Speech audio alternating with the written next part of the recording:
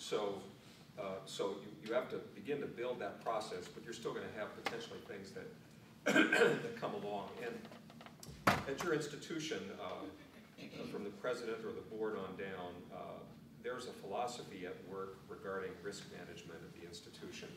And each institution is a little bit different about how risk management is approached.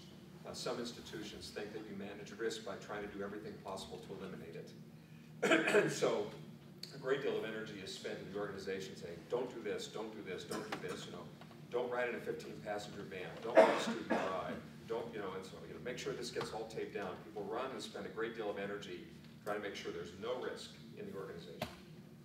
Another philosophy related to risk management is to reasonably mitigate it, recognizing you can't eliminate it, and then you develop a philosophy around that to find a reasonable mitigation of risk as you move ahead. So my philosophy, of course, is the latter, that you do what you can to mitigate risk on the front end, and then you manage it when you're in the middle of it as best you can. And the ways to manage it are largely ensuring that you have a decision-making structure and a communication structure in place, and that you regularly use that structure whenever these incidents occur. There are always incidents. They're not always the arts. They're rarely the arts, but you have them all the time. You have a student that does something bad and gets into trouble and can potentially damage the reputation of the institution. That's a good opportunity to practice the system. And so being very clear about that and practicing that in all of these environments, so that when the arts one comes along, there's another one and a series of things, and we've got a protocol for dealing with that. I can tell you here that we're learning about how to do that. It's an ongoing learning process. I have a whole new team of vice presidents, and so we all have to learn how we're going to work with each other and who has responsibility for what facet. I don't know if you have counsel on your campus, but we've got full-time counsel. So when you've got legal counsel, that adds another dynamic into the mix that you have to begin to manage. So I would say have that clear. Because nowadays, it's so much more complicated than it used to be. When I didn't wear this coat, I worked as a theater advocate, and I would advise faculty members who were sitting in departments with productions who were going to be potentially censored by administrators. I advised them about how they could take their administration on and make sure that the production went ahead. So I was an active advocate to use all the techniques available. I wrote letters to college presidents saying, do you know this is going on in your theater department? I mean, we all learned how to do that. So that, in those days, you'd write a letter, it would be received in the mail by the president, who would write a letter and respond back to you, and you'd have time to work these issues through.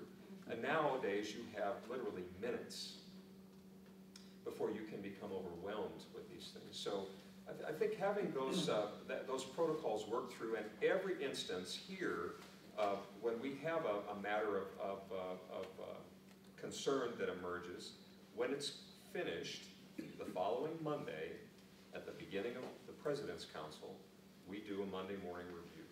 Say what worked, what didn't work, where are the problems, and we just continue to rehearse and critique that, because the time could potentially come on my campus or on your campus when life or death is at stake. And it should be so second nature to the team for how they're going to deal with it that they can immediately jump into that mode. Everybody knows what their roles and responsibilities are. You know how you're going to communicate, through what venues and when, and you then determine what the most important thing is, which is what's the decision and what's the message, and then move ahead. So I just offer at the outset ensuring that in your organization you have sorted those things through. And those of you that are on the arts faculty, I would just encourage you to sit down and talk through what your protocols will be with the people that are at other levels in the organization, so that they know, who do I call when the donor backs me in the corner at the art gallery, or when the chairman of the board, sends me an email. Who do I go to Who's the right person so that I suddenly jump and get in the middle of that system so that we're all in communication with each other and so that we can get all of the information. And those of you in the arts areas, what are you going to do and how do you get a handle on what's really going on? Because if you're a department chair, you may not know exactly what the situation is or what's going on. You're only hearing an interpretation of it by somebody 4 levels removed telling your president, and then it's working its way back to you. So I would just encourage you to think about those dynamics as you're dealing with those crisis situations. Again, to reflect just a comment yesterday, spend the time on the front end building relationships and trust with each other so that the one question that isn't being asked among all the parties would be, is she telling me the truth? So you want to work that issue through, because so much when you get in crisis, if there's ever a concern about, is this person telling me the truth? Can I trust her? Can I trust him? If you haven't dealt with that on the front end, then it's going to be pretty rocky ground for you if you hit a situation where you're running into some crisis. So my comments are related to crisis. I just thought I'd throw a couple of those things out there and then turn us on to conversation, because folks have a lot of questions. Okay. Questions at the end of the breakout last night, and read through them, and they started to group out into a series of kind of thematic categories, at least, as I was reading through them. And so that's how I organized them and provided them to Dick and Mark. So what I thought we would do perhaps would just be, since these were all areas with multiple questions in each, that we would move through and at least get one question perhaps from each of the groups, and then we can hop around and see where the conversation takes us. But one set of questions seemed to target the issues of artistic integrity and creativity. And one very concise question, I picked up on Dick's comment yesterday about the common good, and that question was this: how do you determine the common good without stifling artistic creativity? I don't know if either of you would like to take a stab at that. Yeah, it's probably incumbent on me to do that since I introduced the phrase. I guess I would take a stab at answering that by using an analogy. When we talk about the mission of the institution, whether it's in the context of original incorporation or the present day, there's an implication there that the mission serves the common good in 2 respects. One, as an agency of service to the larger society, somehow what my institution does or should be doing is in service to the larger society, in service to the church, or whatever audiences may be salient. Moreover, the mission should be such that it is in service to the common good of the campus as a community itself.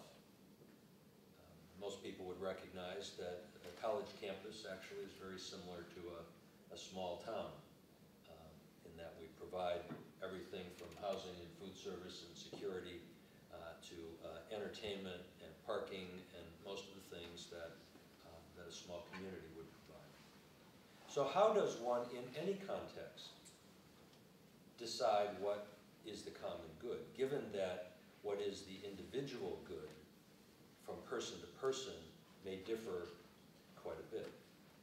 This is a classic problem that philosophers and political scientists have dealt with. We're not going to resolve it here today. But with regard to the arts in particular, it seems to me that we go back to what is the common good in the collective sense of the community or communities that I just mentioned, and what is the good of each individual who comprises those communities. Where does that leave us? It leaves us with the kind of constant tension between, we have something of a commonly stated purpose here. We have an educational mission. We may have a kind of a generic campus emphasis on pedagogy of one kind or another. Some campuses are very, like University of Chicago is very conceptual. Benedictine College in Kansas is around the concept of discovery. Other campuses are rooted in the traditional liberal arts, others in the fine arts. Each campus has its own take on things.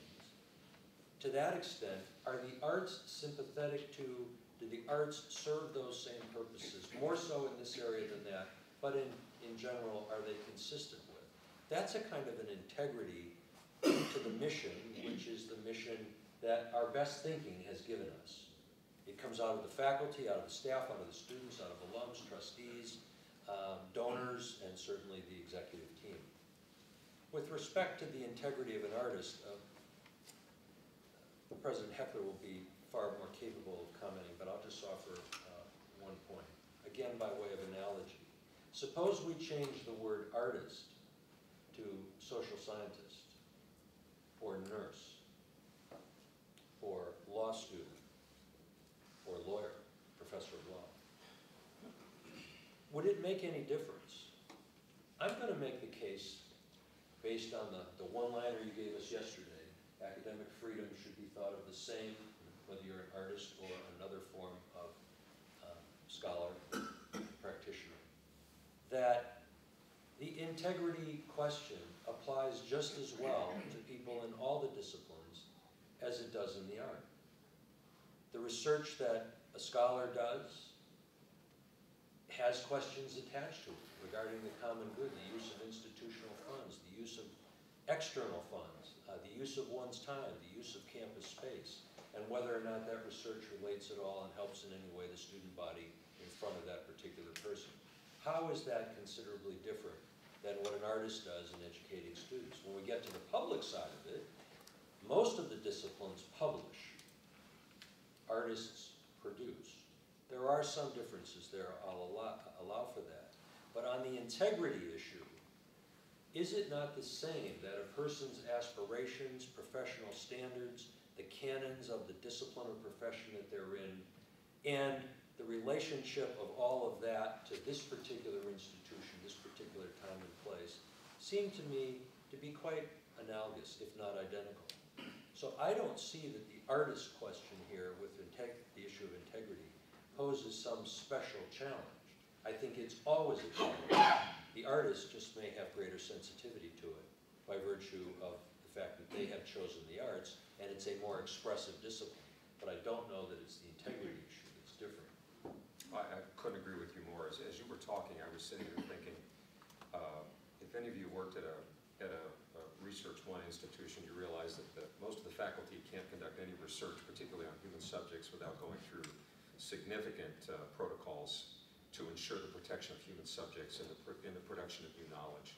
And working in the arts should be no different. That is, if we are engaged in human subjects research, when we take, I'm thinking particularly in the theater, when we take young people and we put them in a laboratory environment and we begin to really toy emotionally with them as they begin to create and live truthfully under imaginary circumstances. And so the same kind of care and attention to the health and the well-being of those students should occur in that environment. and if you're working with a singer, it would be the same thing, the same care and well-being for the instrument that you're working with when you're working with that human being and training their vocal development. You really have to take that kind of care. And so, you know, I think the terms, we've translated and used other language to describe it, but you know, I'm a firm believer. Some artists, you know, they want to be left alone to do whatever they want to do because they feel that that's what they should do. And when those things come your way, I just kind of bring them right back and say, you're engaged in scholarly research. It happens to be creative research. You are engaging with human subjects. They are your students. You're attempting to create new knowledge. And you're being vetted in the same way that peer review article is being vetted by a group of scholars. You're being vetted in the public sphere. And for programs that are really plugged in, you know, you have reviewers that are coming to you probably from the Kennedy Center American College Theater Festival, and they are having a public critique of your work in front of your students. And so you're getting vetted, I think, in very public and perhaps a higher stakes sometimes than might be happening in traditional peer-reviewed scholarship. And so I think you should hold the same rules. And those of you that are, say, in the provost or the dean's office, if you've got that faculty member that's using different arguments, I think those are the arguments you use, because they are really no different. They are engaged in scholarship in the work that they're doing.